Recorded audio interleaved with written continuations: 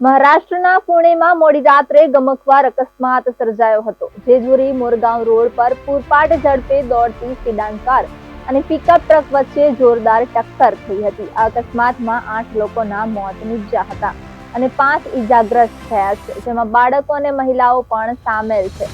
Pune ગ્રામીણના SP Sandipsinh ગિલે આ વિશે જાણકારી આપી છે। પોલીસે જણાવ્યું કે અકસ્માત જેજુરી મોરગાંવ રોડ પર થયો હતો। પુણેથી મોરગાંવ જઈ રહેલી કાર જીજેરીથી મોરગાંવ જઈ રહી હતી। આ દરમિયાન કારે શ્રીરામ ઢાબા પાસે એક પિકઅપ ટેમ્પો સાથે ટક્કર મારી કારમાં સવાર 4 પુરુષ અને એક મહિલા તેમજ પિકઅપ ચાલક અને ટ્રક પાસે ઉભેલા 2 અન્ય લોકોના મોત નીપજ્યા હતા। હાલ આ મામલે તપાસ ચાલી રહી છે। અકસ્માતની જાણ થતાં જ પોલીસ તાત્કાલિક ઘટના સ્થળે પહોંચી અને તપાસ શરૂ કરી હતી।